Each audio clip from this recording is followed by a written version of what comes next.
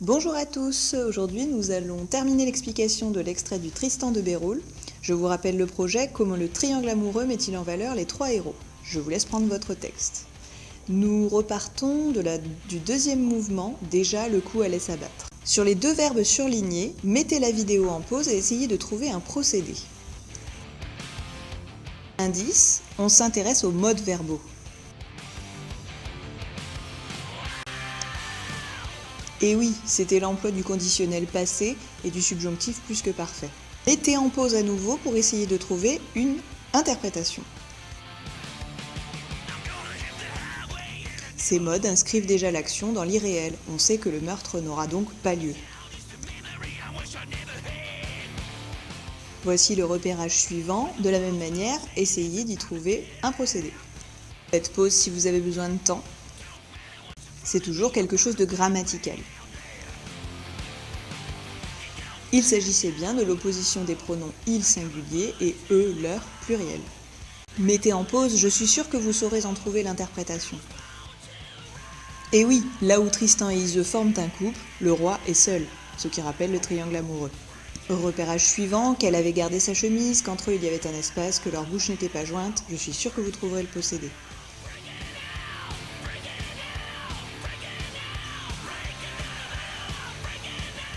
En effet, il y a une accumulation des subordonnés.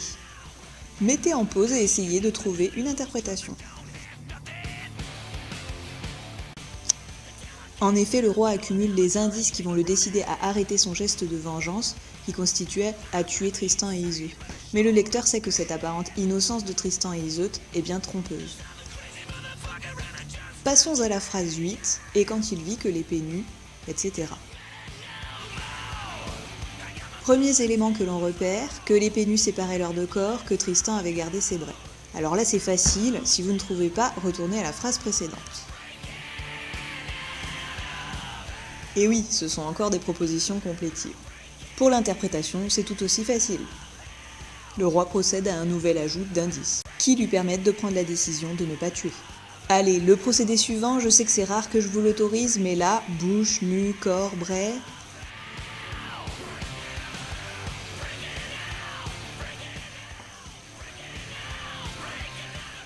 Et oui, c'est un champ lexical du corps. Comment peut-on l'interpréter ?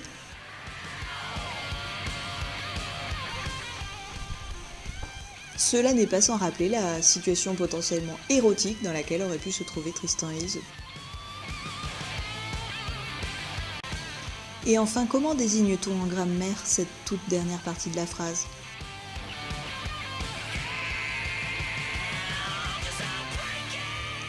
Vous l'avez trouvé peut-être, c'est la proposition principale qui est très attendue à la fin de ces accumulations.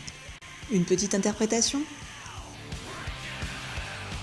Ici, cela correspond au projet de lecture. Le lecteur est suspendu à la décision du roi, qui est en position de force malgré sa place d'homme trahi. Nous parvenons à la phrase « Dieu, que se passe-t-il » ?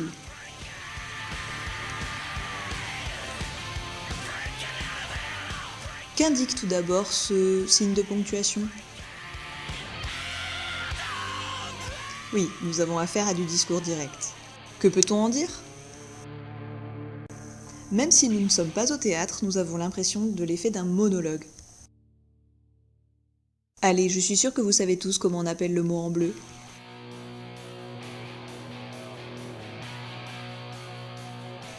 C'est une interjection et même une apostrophe qui constitue une phrase exclamative. Mettez la vidéo en pause, vous savez l'interpréter. Cela montrait bien la surprise du roi. Dernière partie de cette courte phrase.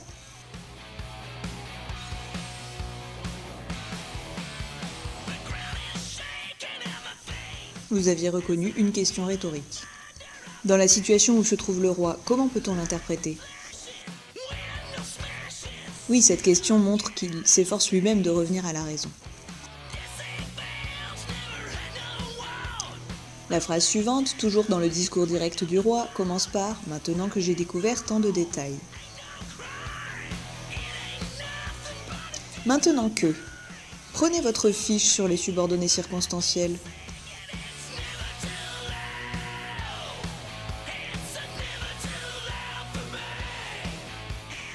Je vous ai un peu aidé, il s'agissait d'une conjonctive circonstancielle de temps. Comment l'interpréter ? Celle-ci souligne le changement du roi depuis le début de la scène. Le mot surligné en bleu, si vous ne le trouvez pas, c'est que vous n'êtes vraiment pas attentif. On l'a dit, c'était une interjection et même une apostrophe. Quel est son sens ? Elle traduit bien sûr l'émotion du roi, mais nous rappelle aussi le contexte chrétien de ce texte médiéval.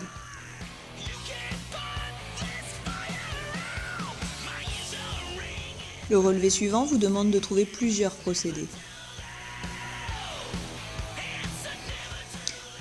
Mettez-vous en pause pour avoir le temps.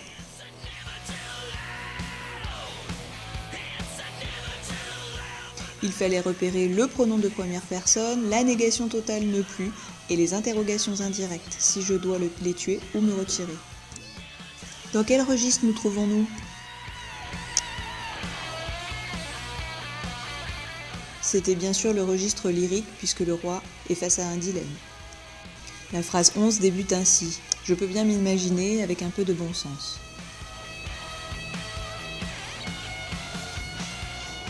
Je vous propose d'étudier s'il s'aimait, dormirait, offrirait.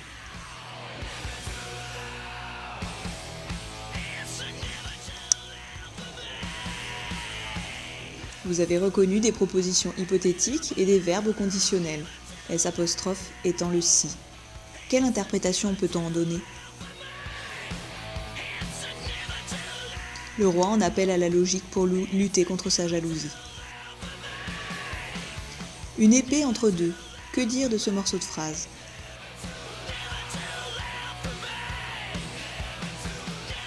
Eh bien, même si ce n'est pas réellement un procédé, il faut souligner que l'épée est un objet symbolique. Comment est-ce qu'on peut l'interpréter ? Au début de la scène, l'épée était synonyme de vengeance. Ici, elle est devenue une garante de la pureté et de la chasteté de Tristan et Iseult. Quelle est la figure de style qui se cache derrière la partie soulignée en jaune ? Prenez la fiche figure de style et mettez en pause. Il s'agit d'une périphrase où l'on emploie une expression compliquée plutôt que le mot attendu. Cela devrait vous aider à l'interpréter.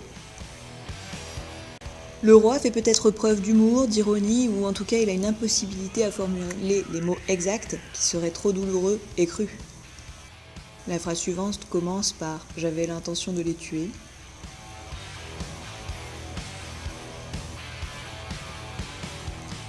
On y repère les verbes toucherait et surmonterait. Que pouvez-vous en dire ? Ce sont des futurs de l'indicatif. On trouve aussi deux phrases plus loin frapperait et la conjonction mais est aussi à souligner. Tous ces futurs soulignent la prise de décision, la résolution que prend le roi.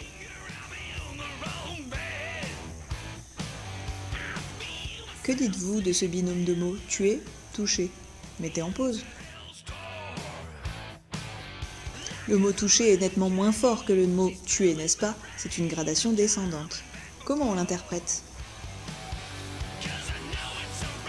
Eh bien, cela montre à quel point le roi a abandonné son geste de vengeance initial. Passons à une série de phrases, 13, 14 et 15, que nous regroupons. Ils n'ont pas le cœur à vivre une folle passion, je ne frapperai aucun des deux, ils sont endormis. Folle passion. Là, c'est moi qui vous indique qu'en version originale, au vers 35 au verso de votre feuille, on trouve deux folles à mort, qui a été traduit par folle passion. C'est une notion qui s'oppose à la fine amour traditionnelle de la littérature médiévale, où le poète courtise la dame sans jamais obtenir de récompense physique, ce qui n'est pas le cas ici. Que pouvez-vous dire à présent sur les mots marqués en orange ?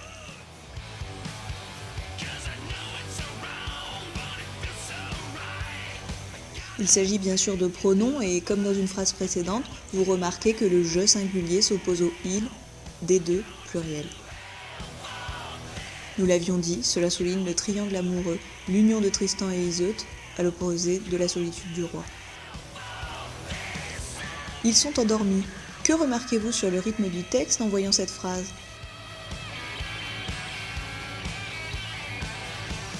En effet, depuis le début du discours direct, les phrases sont de plus en plus brèves. À votre avis, qu'est-ce que cela nous apprend de l'état d'esprit du roi? C'est un signe de son apaisement, de sa résignation et de son retour à la raison. Nous regroupons les deux phrases suivantes.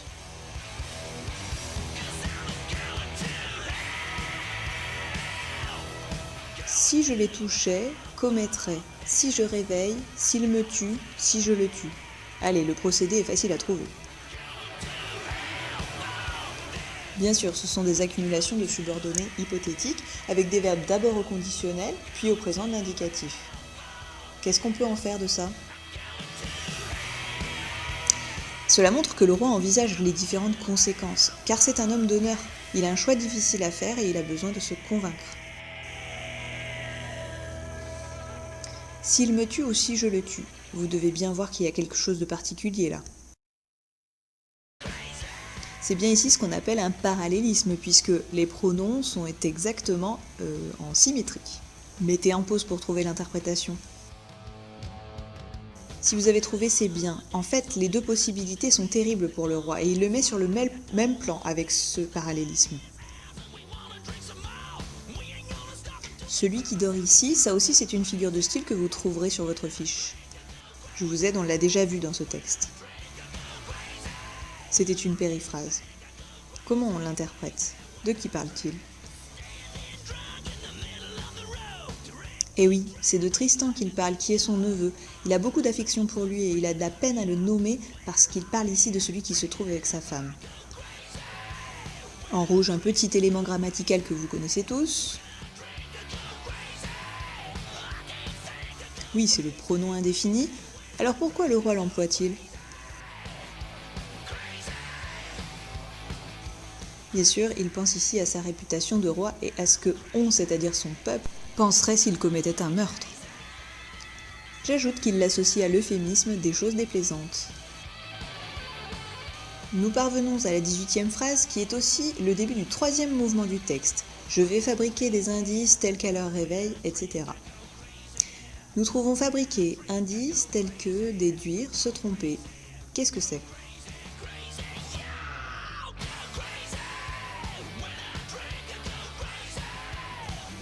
C'est le champ lexical de la logique, bien sûr. La subordonnée conjonctive circonstancielle de but, telle qu'à leur réveil, le renforce. Interprétation? Le roi est encore une fois un homme rationnel et il considère les deux amants comme étant rationnels eux aussi. Sans et se tromper. Un indice, ça fait partie des points de grammaire à réviser cette année. C'est dans la fiche sur la négation, il s'agit de deux négations lexicales, sans et se tromper, qui s'annulent donc. L'interprétation est donc simple. Le roi veut avoir l'assurance que les amants vont comprendre ces indices. Ni moi ni personne, gardez la même fiche. C'est ce qu'on appelle une négation alternative, avec ni, ni. Réfléchissez maintenant à son interprétation en mettant en pause. Cette négation englobe donc tout le monde, et le roi montre ici l'universalité de sa décision qui accorde sa protection, dont il est garant auprès de tout le royaume, à Tristan et Iseut. On commente la phrase suivante, je vois au doigt de la reine, et on va déborder un tout petit peu sur la suivante. Une fois n'est pas coutume, bague, émeraude, grande valeur, un anneau. Si vous ne trouvez pas, retournez à la toute première phrase du texte. C'est le vocabulaire des ornements précieux. L'interprétation aussi va ressembler à celle de la première phrase. De manière très médiévale, la valeur des ornements souligne la valeur de la personne.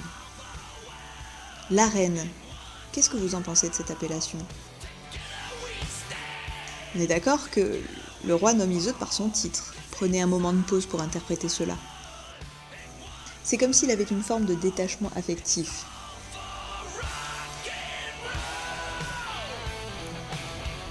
C'est moi, donner, donner. D'abord, en termes de procédé et de grammaire. C'est moi, c'est ce qu'on appelle un présentatif en grammaire. Et il y a la répétition de donner, avec la phrase suivante. Comment l'interpréter? À l'inverse de son détachement précédent, ici, il insiste sur sa légitimité d'époux, et surtout sur la bague qui est le symbole de leur union. Nous regroupons la phrase 20, je lui ôterai du doigt, etc., avec la suivante.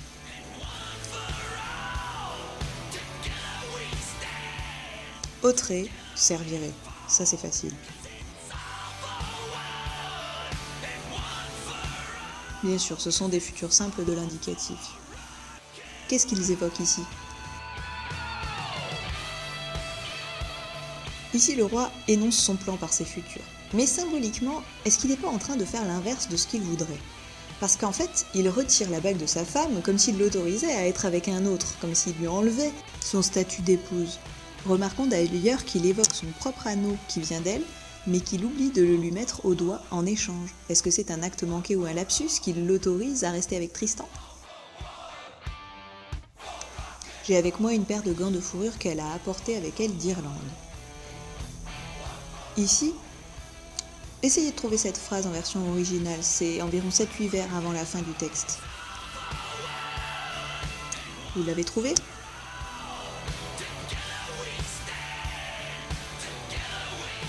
Alors vous voyez peut-être qu'on y note des rimes internes, en plus des rimes finales.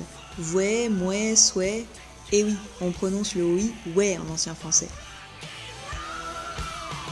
Ici, je formule une hypothèse, mais il n'y a que moi que ça engage. C'est un peu comme si les gants étaient soulignés comme étant une paire, c'est-à-dire un couple, comme lui et Iseut, en tout cas dans les rêves du roi. Nous parvenons à la toute dernière phrase du texte. Je m'en sortirai pour protéger, etc. Du rayon, soleil, brûlant, chauffé. Vous allez me dire que c'est simple, mais observez bien le premier mot. En effet, en plus du champ lexical de la chaleur, il y avait ce singulier un peu étrange du rayon. Essayez de l'interpréter. Ces mots ont un effet poétique, et on revient au registre lyrique déjà mentionné. Et cela rappelle la passion qui anime le roi, ainsi que son attitude, ici, attentionnée.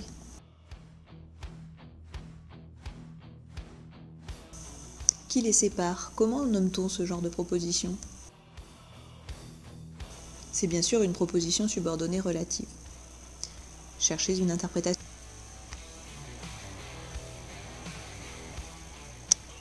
Encore une fois, l'attitude du roi est très étrange, c'est comme s'il leur donnait la permission de l'adultère, puisqu'il enlève l'épée qui les sépare symboliquement. D'Irlande et Morholt, la particularité de ces mots est facile à trouver.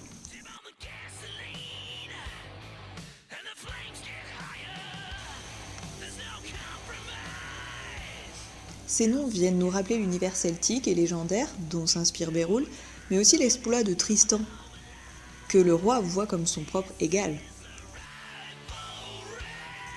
Et voilà, notre explication touche à sa fin. J'espère que vous avez bien suivi, bien joué le jeu aussi, de chercher par vous-même. Je vous remercie pour votre attention et à bientôt. Et n'oubliez pas de vous abonner à ma chaîne.